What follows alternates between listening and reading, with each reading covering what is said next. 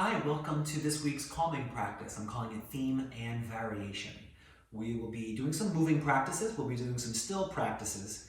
I'll guide you into those, and then I encourage you to take a lot of variation. So there's going to be a variety of options today, and the options are really of your own choosing. I hope you can use your intuition and explore what may be some very common and well-practiced poses on your part. But if you take a variation, all of a sudden it seems fresh and you may gain some new insight. So I hope that promotes what Shunryu Suzuki calls beginner's mind, and I will read a quote from him at the end of our practice today. Please have a strap at the ready. If you can loop it, a loopable strap is ideal. And you can have a block at the ready. If you do have a bolster, you can also use that for our practices as well.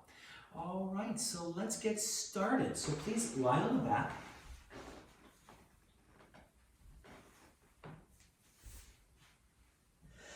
You can place your feet comfortably on the ground, sacrum's on the floor, and take your hands behind your head. And as you inhale, you're going to press your elbows down, arch your back a little, and look behind you. So that's your in-breath. So there's your inhale. And then as you exhale, press your low back into the floor, lift your head and shoulders, and bring your elbows together in front of your face. So this is a slow version of like an old-fashioned crunch. So inhale is back bend, and you press your elbows down. Exhale, you lift your elbows in front of your face, put them together if you can, and go back and forth like this a few times. So this is a symmetric practice, right? Both sides are doing the same thing. So notice, draw your shoulder blades in, look back on inhale, lift your head and shoulders, elbows together on exhale, and feel that even though this is symmetric, things might feel a little bit different from side to side, and maybe you favor a side.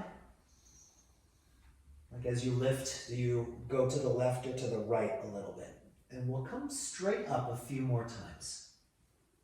So as you're lifting your head, elbows come together, and imagine your elbows like a compass point, so that when you bring them as close together as you can, they're pointing like directly through your legs, and we're going to call that 0 degrees. So you come straight up, elbows are pointing straight through your legs, 0 degrees.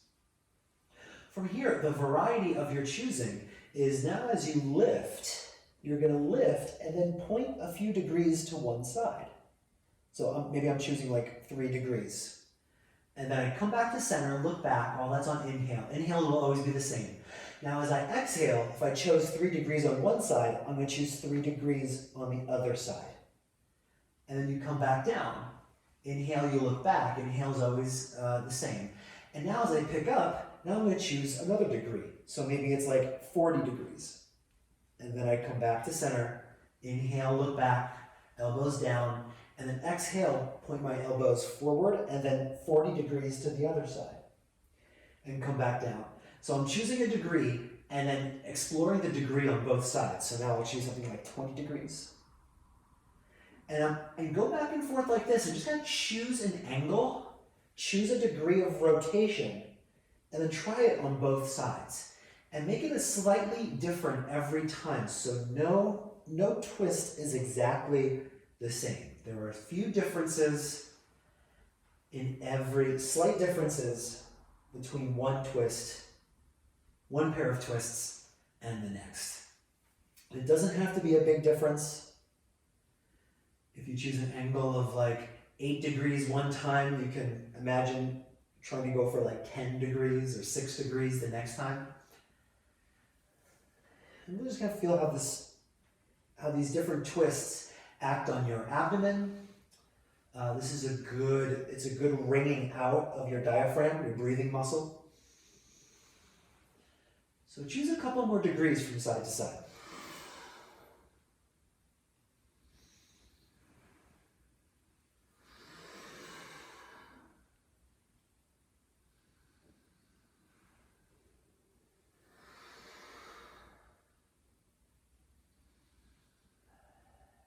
And after you're done with your second side, we'll conclude this by coming straight up the middle, elbows 0 degrees right through the legs a few times.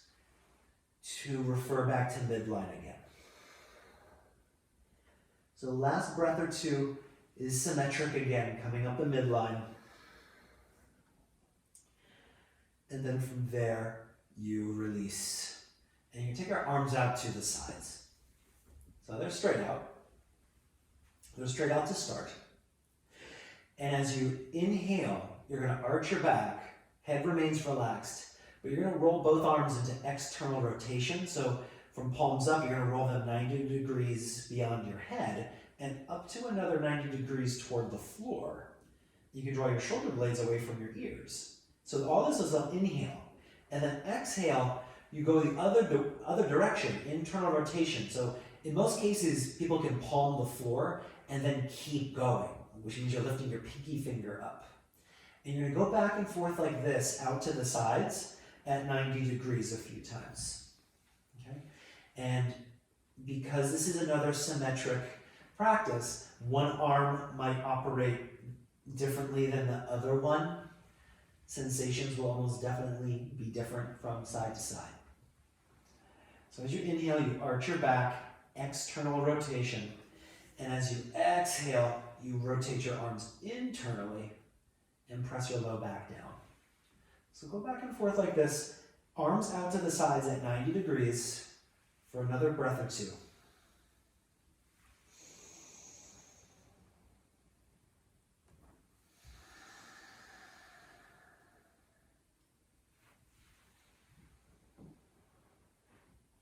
Okay, and then from here, start taking other angles with your arms. That pops out of the way. So first, maybe I'll take them down closer to my hips, maybe 45 degrees, and notice how that feels to externally rotate my arms on inhale, and then internally rotate my arms on exhale. So do that maybe once or twice more. At this point, your shoulder blades wind up going in different directions too. So depending on where your arms are rotating in space, your shoulder blades wind up moving a little bit differently every time. So you can choose different angles that your arms are out by your sides. So now I came up a little bit. And of course, we went down from 90 degrees. We can also go up toward our ears from 90. So now I'm taking something like 45 degrees higher. And once again, I'm feeling some novel sensations.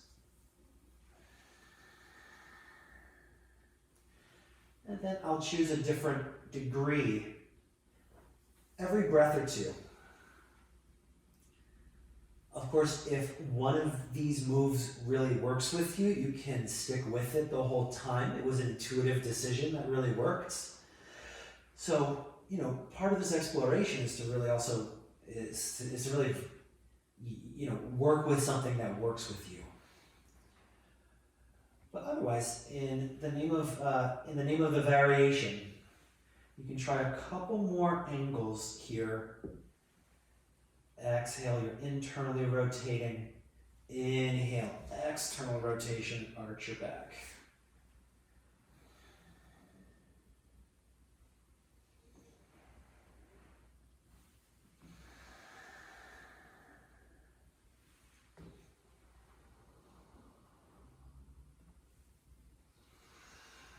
Okay, great. And then from there, bring your arms back out to the sides, pause. Notice what we worked on through our arms, through chest, connection to torso. Okay, great. And you can keep your arms where they are. Step your feet together and please take your left thigh on top of right thigh. So now at this point, it's just your right foot that's on the floor. Every exhale, you're going to come back here. And as you inhale, you're going to drop your knees to the left. Okay, so the knees travel left. That gives you a stretch down your right side. So that's your inhale. And then exhale, come back to center. And repeat that same side several times. So we'll do this several times on one side, several times on the other side, a little later. Okay? But right now we're focusing on that stretch on the right side. Take a deep breath into it. Exhale, you have it recoil. And so our foot is on the floor, and the next variation changes where your foot is on the floor. So in general, I would say most people kind of assume that the best place for the foot to be is in the middle of the mat, but you could also place your foot to the left side of the mat and then drop your knees over. You're going to get a slightly different stretch, and then you can heel toe yourself over to the right side of the mat. Now my foot's on the right side of the mat, my knees drop down. It just winds up feeling something completely distinct. So at this point, you can now explore where your foot is on the floor and how that changes your internal experience. Inhale into the stretch. You can exhale out of it. And of course, if one move feels particularly helpful for you, you can vibe with it for more than one. And of course, slight differences could have profound impact. So even taking your foot like a ½ inch over one direction or another, you might experience it different. So subtle body work here. So one more time on this side. Please take a deep breath in. And then exhale, you recoil and relax. Both feet plant on the floor. And before we do the other side, take a mental look-see down your right side. How does your right shoulder feel? Right hip, and everything in between. Take a deep breath in. And big exhale. Okay, great. So let's explore the other side. We're going to take your right thigh on top of left thigh. And that's pause there for the moment. All right, let's just say that the foot starts in the middle of the mat. That's like standard issue. And then as you inhale, you're dropping your knees to the right. So left shoulder stays relaxed down. You're going to get a stretch down your left side. Breathe into it, deep breath in. And then exhale, you recoil back to center. And try that a couple times. And there's absolutely nothing wrong with this one. I really love the standard issue version of this. If my foot was just in one place the whole time, I wouldn't be disappointed. Okay? But as a curiosity practice, after a few times here, breathe down your left. Here's the theme. Now you can explore the variation. So what happens if you take your foot, the foot that's on the floor, your left foot, to one side? Your knees are going to drop in a different direction. The attention pattern winds up being different up the left side of your body. And then explore different foot placements. In general, you'll go either to the left or to the right. I suppose you can go forward a little bit or back, but I find the greatest sort of impact happens when your foot goes to the left or to the right. But again, you can be intuitive, make this a curiosity practice, and if a variation really works with you, you can stick with that, breathe into it. Otherwise, small differences can have a great impact on your internal experience. So explore this another few times on your left. Breathe down your left. Inhale as your knees drop over. Exhale as you come back to center. And try this 2 or 3 more times.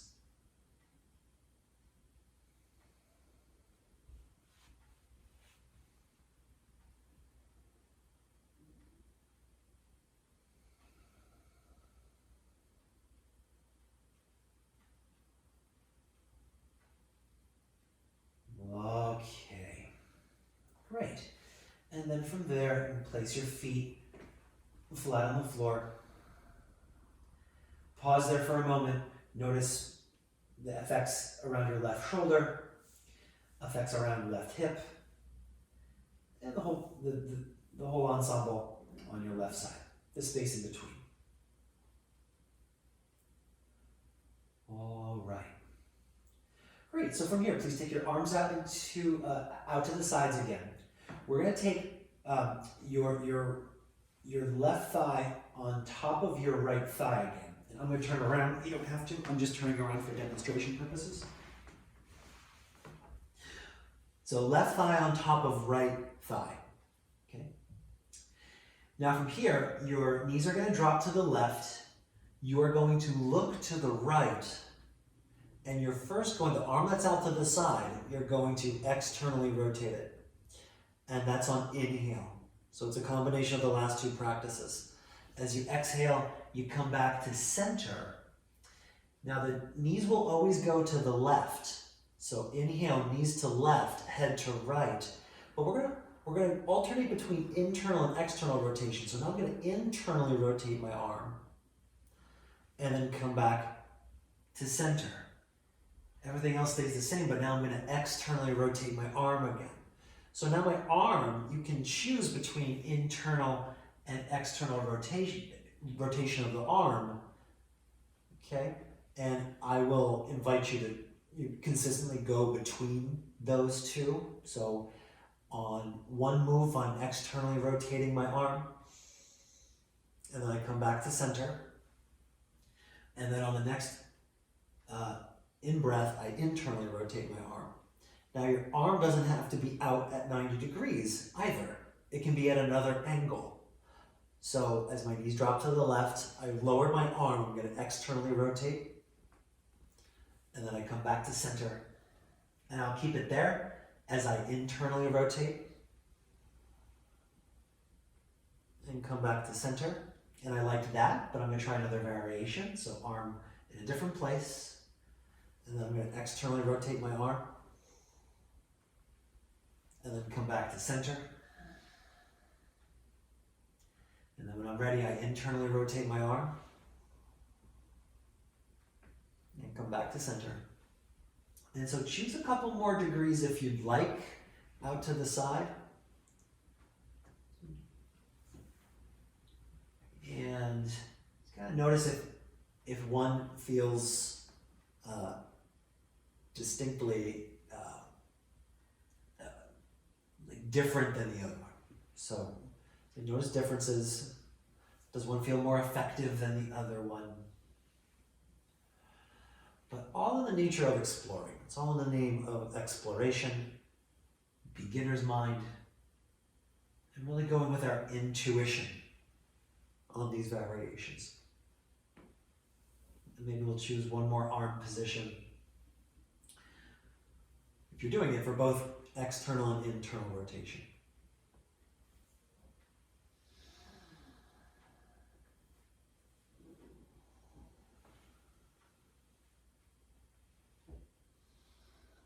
Okay, so after you've recoiled from that last move, you place your feet on the floor, pause for the moment.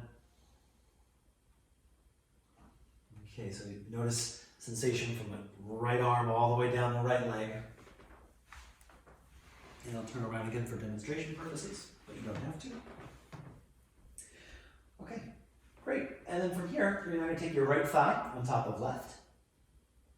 Okay, and left arm out to the left. And as you inhale, you're going to drop your knees to the right.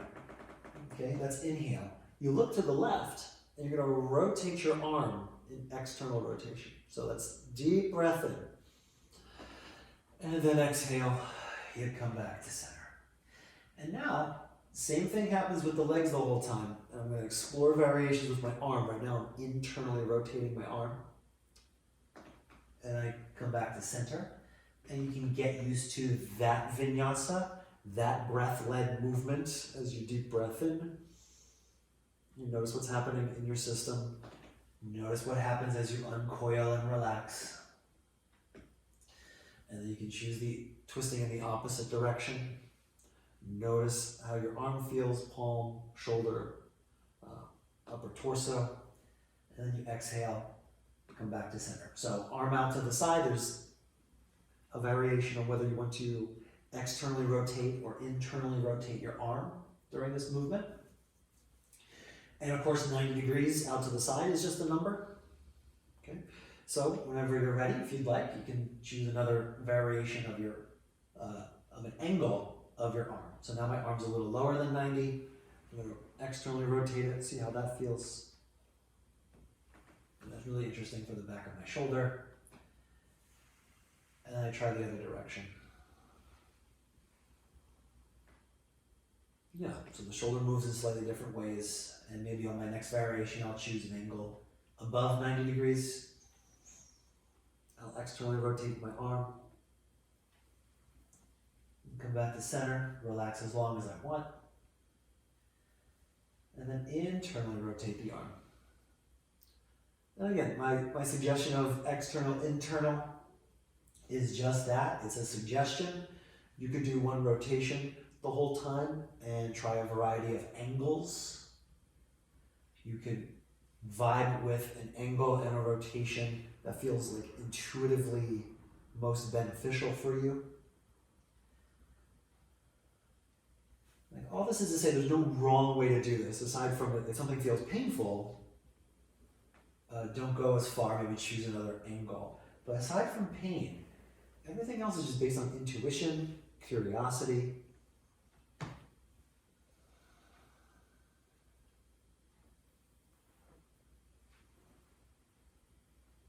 Yeah, breathing down your left side.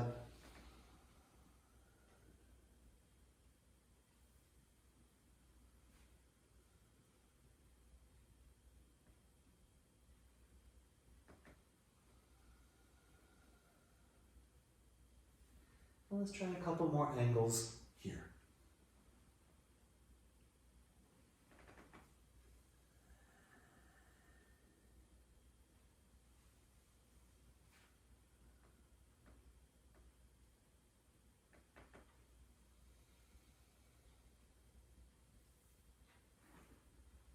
Okay, great. And then after that exploration, you come back to center, unlace your legs, place your feet flat on the floor. And notice new novel sensations we've created down our left side. So left hand through left arm, shoulder girdle, all the way down our left side. Great, take a deep breath in. And big exhale. All right, and then please come up to seated. I'm going to take our right shin in front of our left shin. I am mirroring you, so this is my left shin, but you'll pretend you're looking in a mirror. So your right shin's in front of left. The variation we're going to do, well, we're going to forward fold on this one. But before we forward fold, typically we have like a preferred, what angle how far apart our knees are, okay? That's the variety here. So this is what I usually do. So maybe I'll take my knees a little wider or a little narrower. You could do either of those. So I'm gonna take my knees a little wider this time and then slide my sitting bones back and reach forward, okay? So as long as this feels okay for your joints, choose an option that works for you. And hopefully it's something, if you've never done it before, go into it with a sense of curiosity. And there may be a different intensity in the pose. It also may feel like it's working on a different aspect of the pose. So this is our first still practice. You can relax your head if you'd like. Relax your arms. This is it's a rather yin posture. So as best you can, relax your legs, relax your hips, let the pose do some of the work. And if it's a variation, notice what feels either extremely different from your sort of standard issue forward fold, or maybe it's just subtly different. And you might not be able to put words on that difference, but you can always experience it. So pause here another couple breaths.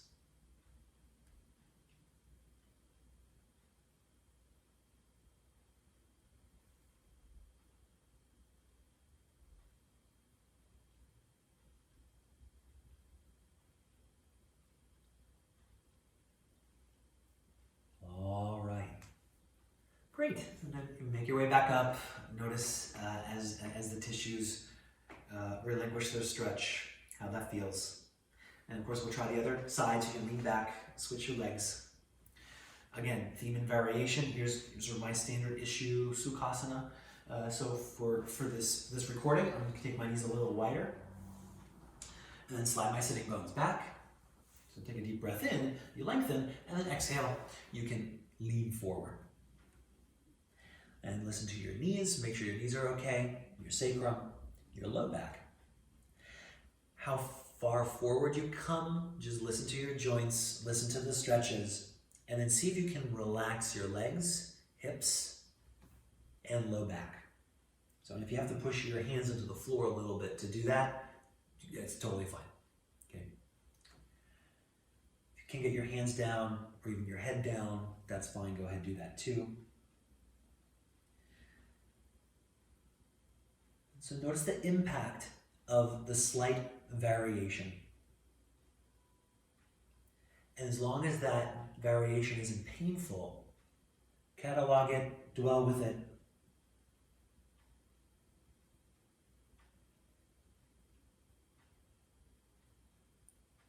Try to relax your legs, your hips, abdominal muscles, and let the pose work on you. And last 30 seconds here.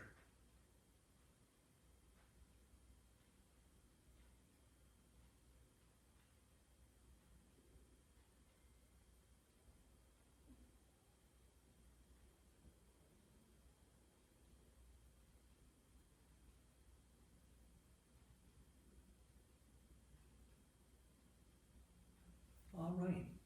So notice how this pose feels now as opposed to when you first got into it. Notice it. And from here, you're going to press back up. All right. And notice your tissues as they unwind and come back to center. All right. Very good. So from here, we're going to get into pigeon. So we're going to take pigeon right foot forward. So at this point, I'll take my right leg forward. Right leg forward, left leg goes back. So how far your leg goes back, this may have something to do with variation, but it might also just have to do with capabilities of your hips.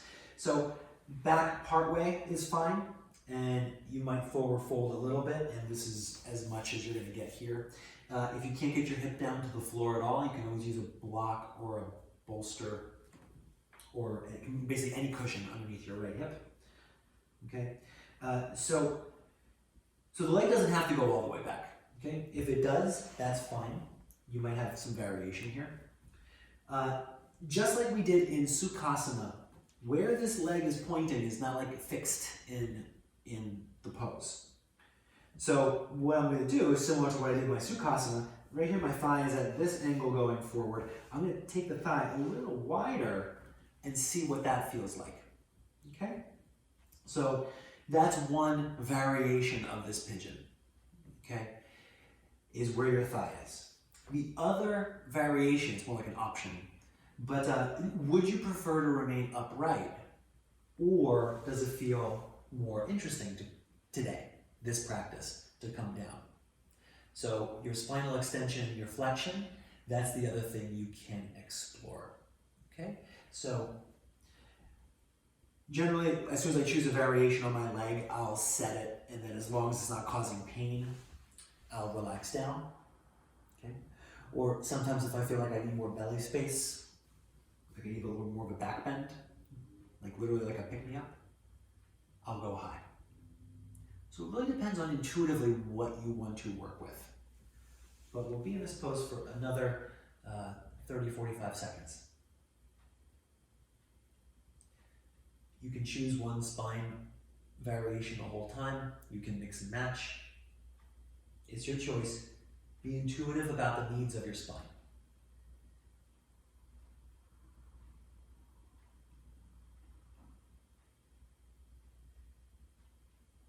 And another few breaths here.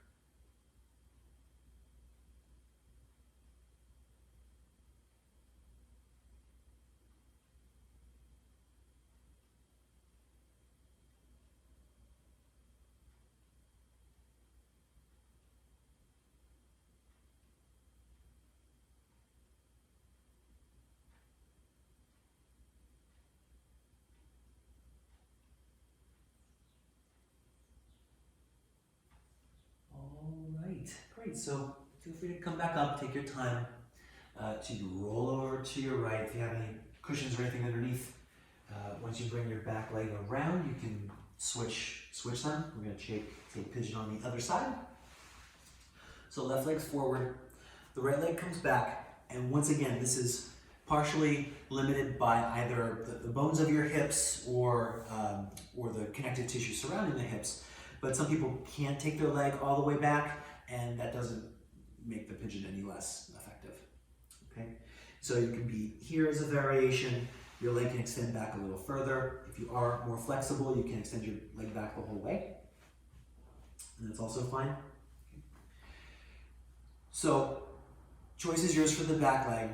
The variation, once again, so here my thigh is pointing in this direction. What I'm going to do for this recording is take my knee a little bit wider. So now my thigh is pointing out to the side a little more. It's going a little more lateral.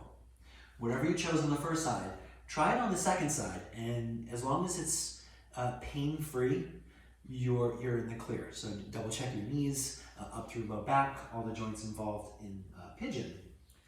And then usually I set that, and as long as there's no pain, I keep that leg there for the pose.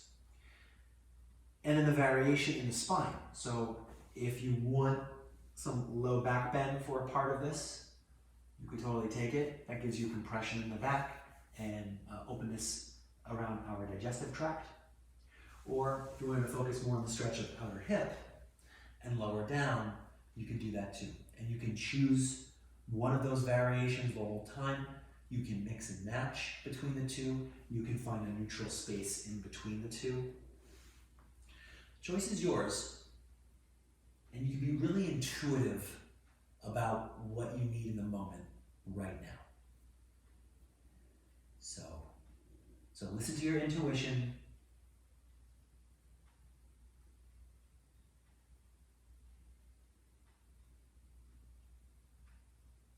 Soften your legs as best you can.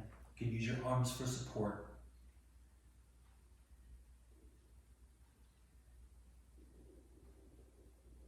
And as you're relaxing down, stay with your intuition, stay with your sensations. You can breathe intuitively as well.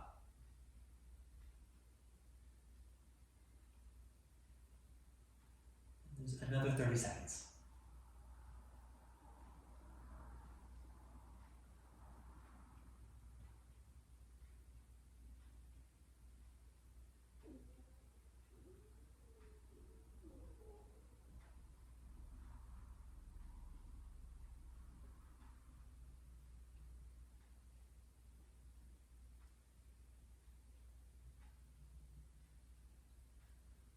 Right, notice how the pose feels now in contrast to when you first got in.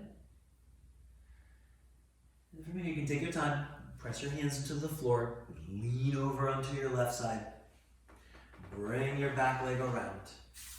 And you come out of the pose, you can remove any props you were using. I'm going to take my blanket off and let's meet up in downward facing dog.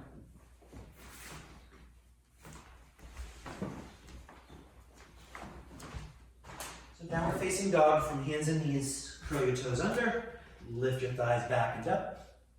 And everyone has a standard issue downward facing dog, right? It's like the one that feels like, just like the one that you've always done. But just like there are many breeds of dog, there could be many variations. Two that I like to work with are the feet together and you press them back, or do your feet go really wide and you press them back? And know that we will be doing a wide leg forward fold where we're also working with the width of our feet. So know that that's coming up. But that's something you can work with. You can also make this shorter or longer. You can really step up a little bit and make it more like a less long stance. So this dog's more like a pug dog. So usually it's just shorter, stouter. Lift your sitting bones up, press your heels down. Or if you really want to go long, go like a dachshund. You take your feet way back. Drive your heels back. Just kind of explore the different breeds. And we'll be here for another 30 seconds or so. If you need to take a break, of course, go ahead. Really, you press your hands down, you lift your thighs back. All those cues can be the same, but when you take a long stance, it's just a different breed than if you take a shorter stance. So you can try a couple more dogs.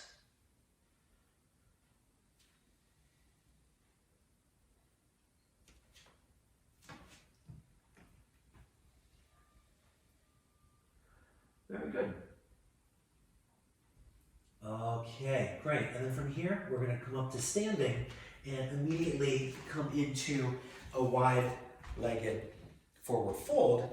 You can bend your knees. If you need a block for your hands, go ahead and take it. Otherwise, hands to floor.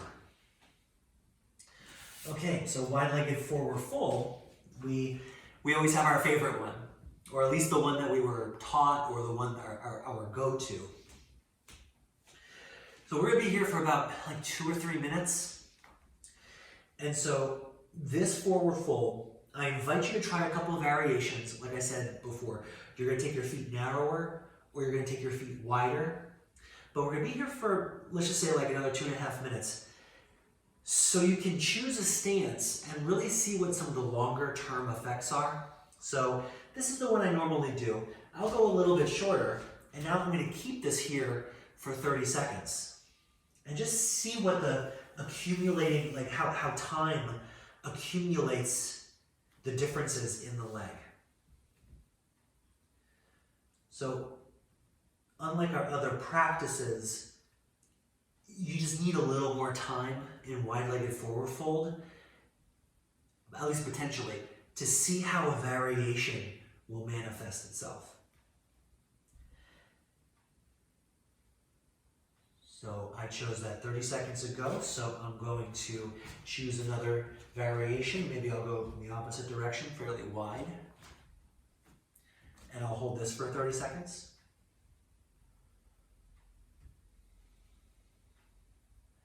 Again, if something feels painful, you can get out of it. You don't need to pull yourself down on these. As long as things aren't painful or too intense, enjoy these for about 30 seconds.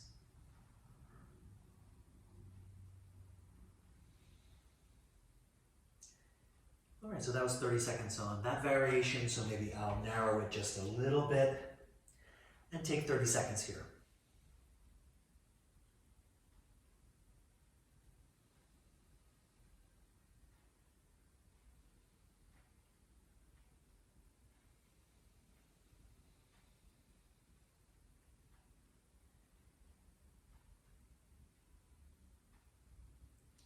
And notice when your small variations show up as differences in your legs. Could be in the calves, hamstrings, through low back. And that was 30 seconds in this variation. We'll do 2 more. So I'll take another variation. Forward fold and hold and enjoy it.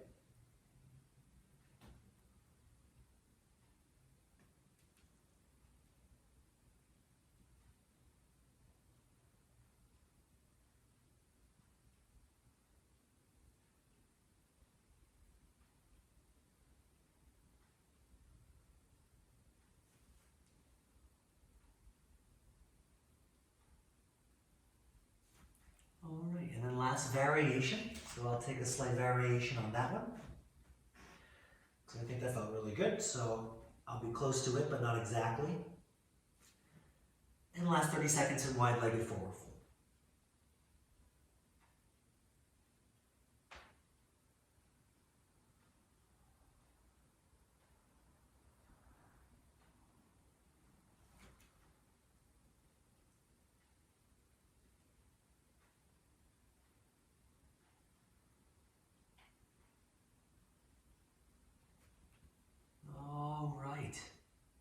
Very good. So from there, bend your knees. You can come down to the floor. Have your block at the ready. This is one that if you have a bolster, it might help you out as well. But a block will work just fine. So from here, we're now on our bellies, and we're in Sphinx pose. So our belly's on the floor, but our forearms are on the floor as well. And option number one here is bend the knee. And so we're gonna do one leg at a time, so I'm bending my right knee. Okay. Option number one is to bend the knee. Option number two, if you'd like, you could add your block or your bolster underneath your thigh, close to your right knee, and you see how, move it back a little bit, and you see how now my hip is up, I can press my hip down and draw my foot in, and that's going to give, that's, to me this is a lovely variation for the quad and for your lower abdomen. Okay, so try this one out. It's going to be harder to put with the block underneath your right knee, it's going to be harder to put your right hip down. And so a little bit of effort here is going to solidify the stretch in our quads. And that also might change how far you can draw your foot in. Okay. If you are able to reach back, you can pull it in as well. But breathe into your front right hip. And this won't be for long, another few breaths here. This variation also makes it a little bit more of a spinal extension, so you may feel a little bit more in your back. So there's 2 more breaths here. Take a deep breath in, big exhale, breath in. Okay, and I usually roll away from the block, so I'm going to roll to my left, take the block out from my right leg, scoot it over, so it'll be underneath my left knee.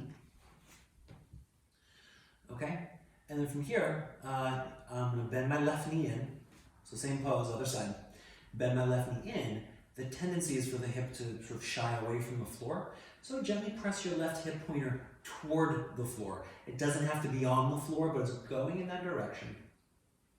That will give you more stretch. And then with your knee elevated, so now my leg is an extension, it just gives a little more length across the quad, and for me it feels really good for the lower abdomen. And then you breathe into the stretch. So how far can you bend your knee in? Just listen to your knee. Okay. If you'd like, you can reach back with your left hand, draw it in a bit, okay? And these are all potentials for variation. So you can be intuitive in terms of what, like the variety of experiences you can have here in this pose.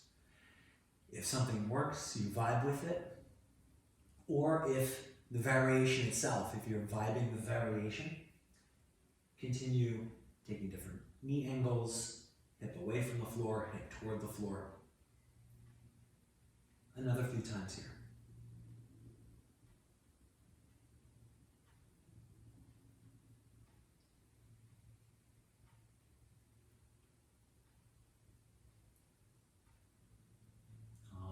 Okay, very good. And then so I usually roll away from it, so I'm going to roll over onto my right side, bring the block out of the way. And then let's grab our strap, and I'd like to do 2 variations with the strap.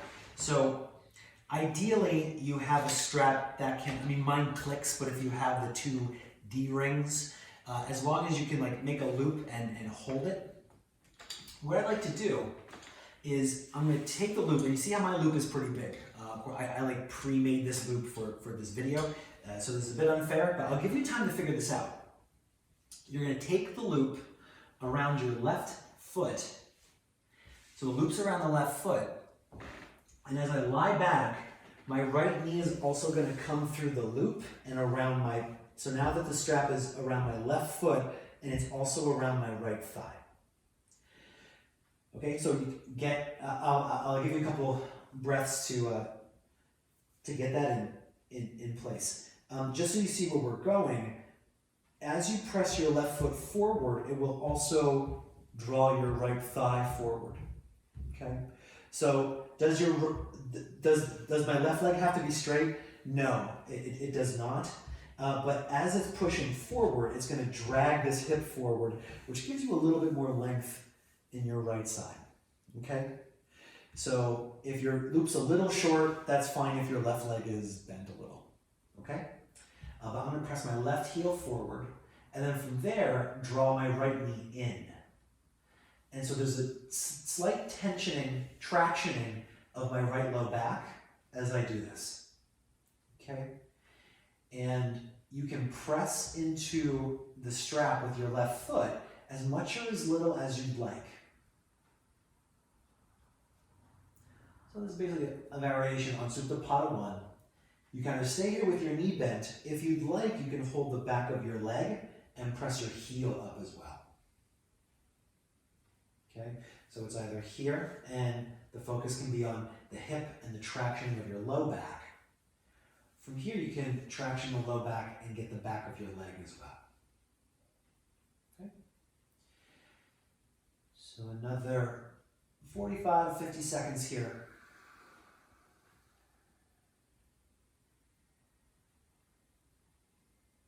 You can also move your feet around, toes around, so like whatever movement is intuitive. Also, sometimes I'll hold my knee in with my left hand and reach my right arm back and get a little more length down my right low back too. So, if anything occurs to you, check it out.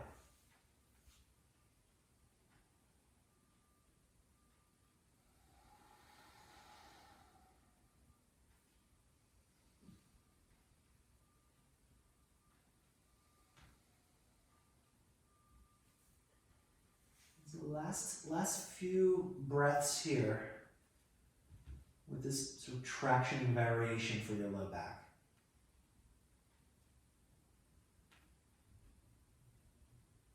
Very good.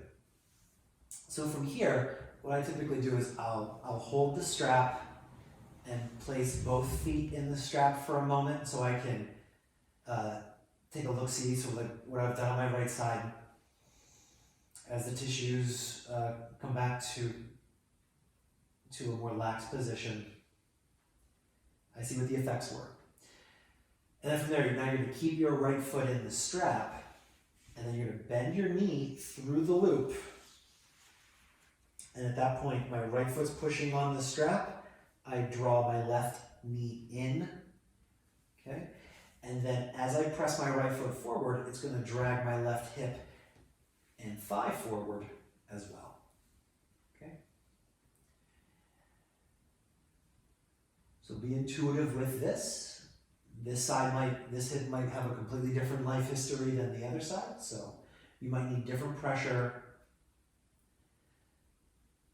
And there might be different intuitive variations that you find helpful. Okay, but this is our sort of option number one here, where you're pressing your heel forward.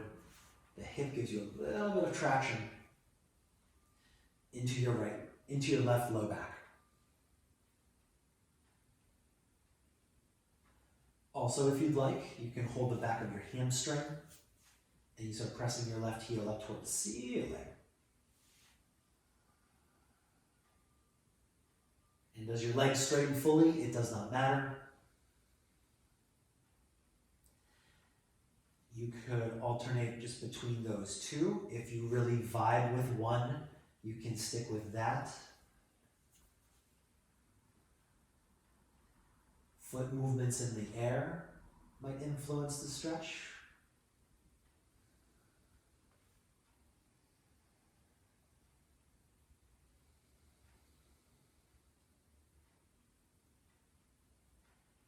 And so feel free to take any intuitive movement as long as it feels productive, helpful for your practice. Like we're practicing being inquisitive.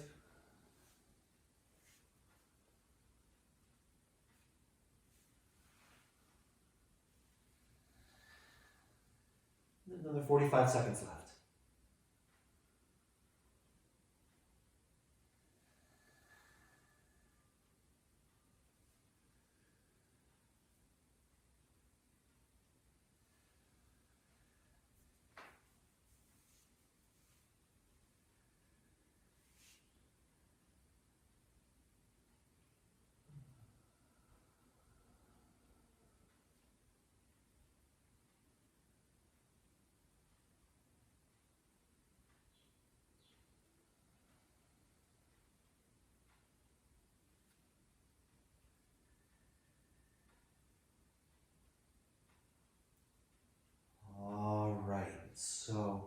Take one last breath here. And then exhale, you can release. At this point, you can get rid of the strap.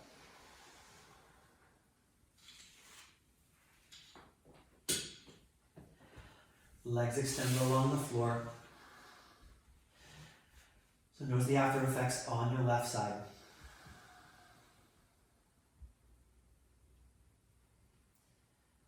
All right. Very nice. So from here, you're going to take the block and you're going to lift your hips. Blocks come up underneath your sacrum. This is also an instance where if you have a bolster might feel like it gives you more support, more cushion. But either prop will work. And then from here, you're going to start by drawing your knees in. Take a deep breath there.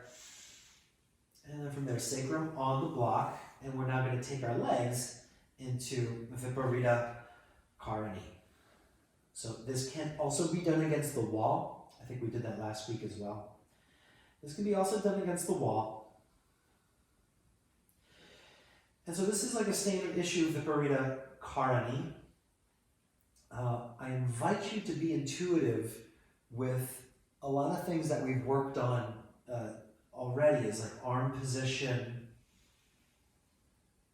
So like whatever sort of is intuitive, hands behind head, or we haven't done this, but you can grab opposite elbows, goalpost position, out to the sides, next to hips, on belly, on heart, like whatever is intuitive with your arms, and you can change that over time. And we'll be here for the next like 90 seconds or so. And then also, legs are up, but they can also be out a little wider. You can press the heels out. You can take feet together, take feet on the floor, and just kind of gently move around. Go through some arm variations, go through some leg variations. You can explore the movement of those variations, or you can explore the stillness of those variations.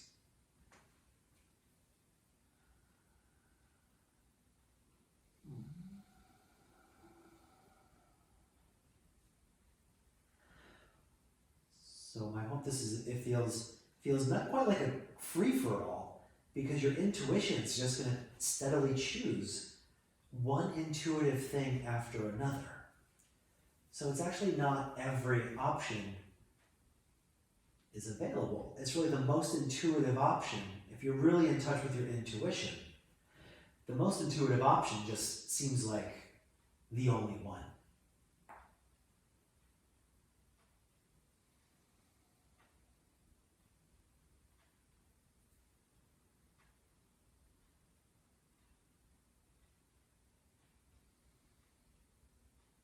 And you can explore the stillness or the motion for another 30 seconds.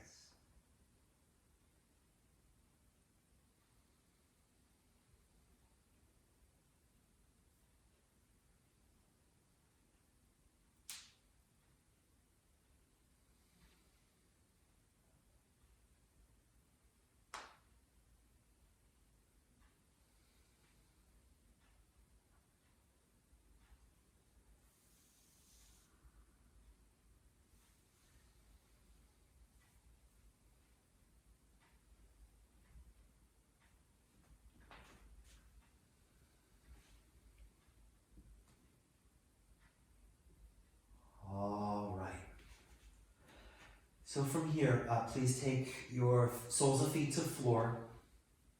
And once your feet are grounded, gently engage your glutes to support your sacrum. You're going to lift your hips. Block comes out from underneath and you lower down. All right, and then from here, I'm going to say we're taking final relaxation. I know typically for so many classes that means Shavasana and the legs are in a certain place and the arms are in a certain place. But I invite you to be really intuitive about this final relaxation and what will allow you to really drop down. Does it have to be symmetric? Not necessarily. What if one leg is out to the side and an arm's underneath your head? Like, what if it helps to be on your side and to soften down like that, or to lie face down with your head to one side. The point is to not try to plot it out, but to just be really intuitive.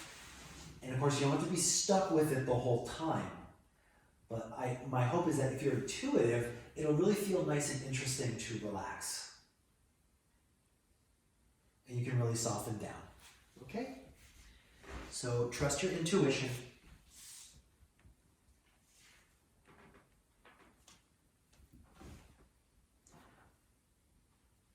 Relax as much as you can.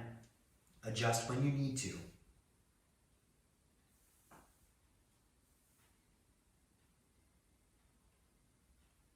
You feel the weight of your system.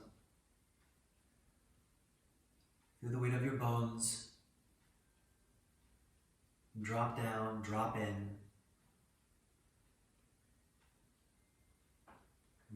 We did a lot of sensation building practices today, so you can notice the three-dimensional quality of your arms,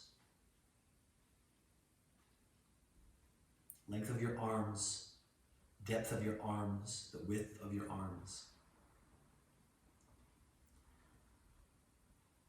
And throughout your legs and hips, notice the length of your legs, the depth of your legs, and the width of your legs.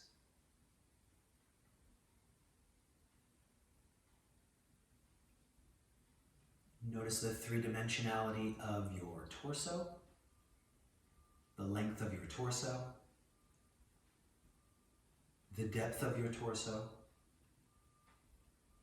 the width of your torso.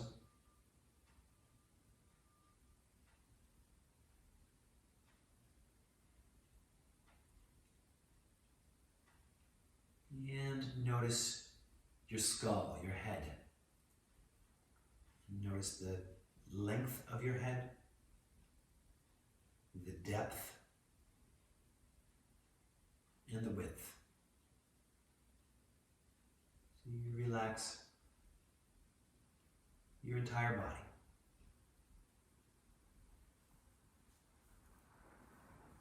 And as you relax, we've been working with our intuition.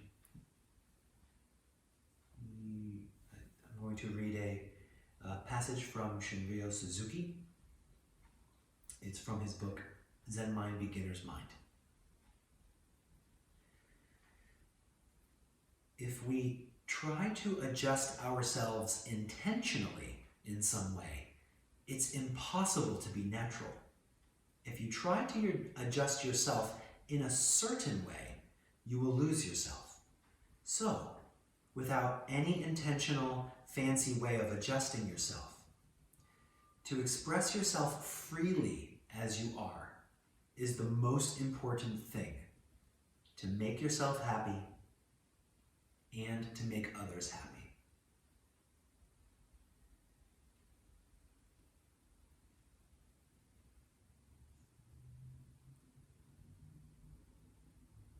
To express yourself freely as you are is the most important thing to make yourself happy and to make others happy.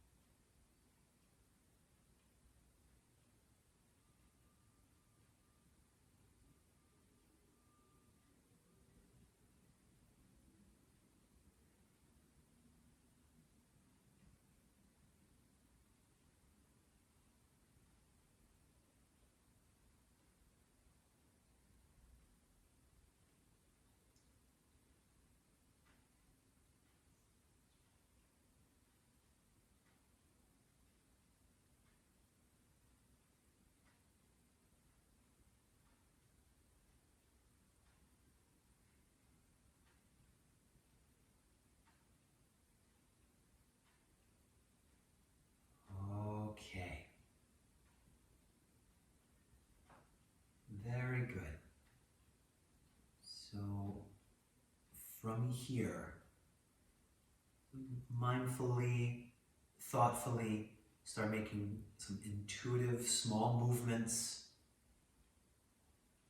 You can start from wherever you'd like in your body, fingers or the belly or your eyes or your jaw or your breath.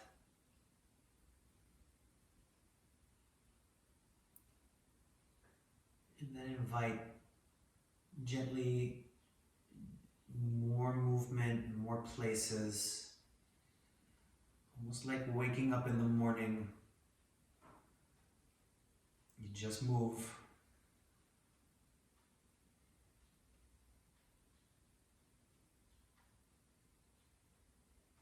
And then from here, please roll over to one side, pause on your side. And notice how it feels to move after a brief period of stillness.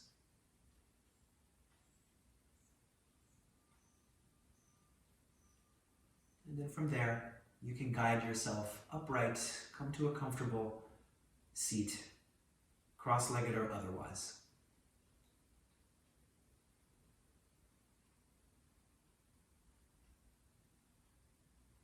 Allow your legs and hips to relax down. Observe lightness in your kidneys, your lungs get lighter. Crown of head lifts up a little.